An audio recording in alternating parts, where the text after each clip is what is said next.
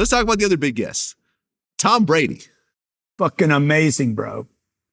Now, it wasn't my idea to bring Tom on, okay? My guy Jared said, let's bring Tom on. I'm like, bro, I don't think that interview is going to be any good, okay? Tom Brady, that interview I did with him was the best, one of the best 45-minute interviews I've ever done in my whole life. Guy's so intense, it's sick. Me and him were like, it was like two freaking alphas just met each other and we were locked in on each other. Like I literally thought about flipping to the other side. I was so attracted to the alpha coming off this cat. I'm like, fuck it.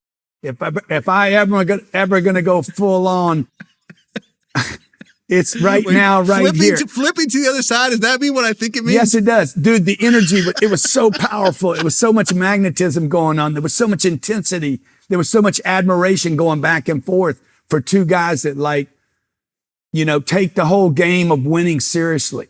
It was so compelling. If you get to see the interview or your audience gets to see it, it's amazing. Okay, so you would go gay for Tom Brady. That's what you're saying right now. I'm just saying, dude, the intensity was so freaking crazy.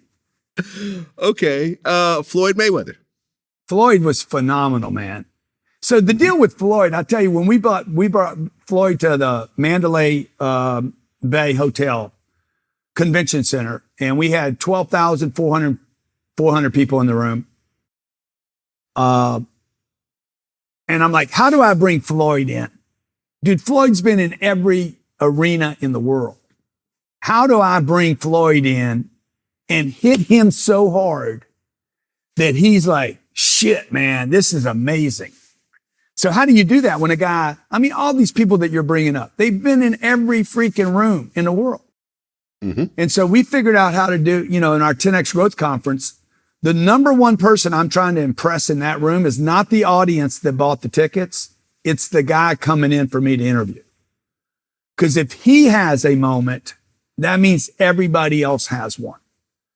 And so Floyd was phenomenal. I brought him in. If you could see the opening, we just kept hitting him with like over and over again with acknowledgement until Floyd was like, okay, bro, I'm impressed. Shaquille O'Neal. Yep. Fantastic. Me and man, Shaq, we talk man sometimes. Right there. Me and him text each other sometimes. Me and him really go back far, pretty far before Vlad TV. And I remember when I met Shaq, to this day, that was the biggest human being I've ever stood next to. Yeah. He's just obscenely huge because he's not usually when you see these basketball players that are 7-footers or whatever, they're usually really tall, lanky.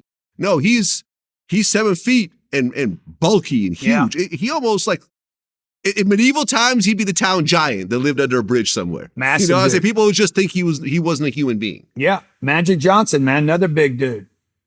Do you speak at your conference? Yeah. Uh-huh.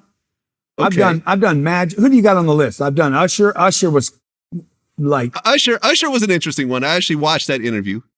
And I remember when Usher was thinking about doing it, he talked to I forgot who it was, and they were like, yeah, make sure you get your money right though. Oh, really? I didn't know that story. No, that was actually no. He was telling the story on stage with you. And you were like, because he was checking on you with some friends, and he was like, oh yeah, you should go ahead and do it. Just make sure you got your money. And you're like, oh yeah, get your money from that white boy. Oh, okay. I didn't. You guys just playing around with it. Oh, okay, got it. Yeah. Well, yeah. It was just a little lighthearted. Well, I'll just tell you a story about Usher. Okay. Now Usher's done. I don't know. I said, hey man, behind the stage, I said, how many gigs have you done? He's like, Grant, I mean, I don't even know anymore. In the tens of thousands. Sometimes he's doing the Super Bowl this year. Sometimes 2 or 3 a day. That those guys will do. They'll bounce from one club to the next club, particularly on the come up, right? So I did Usher. I could tell he hadn't done a lot of research on me. We made him an offer. He took it. He comes. It's another gig. Like this is what the audience doesn't know. This is just another gig for most of these guys, right? So I'm trying to get him to have a moment. So they have a moment.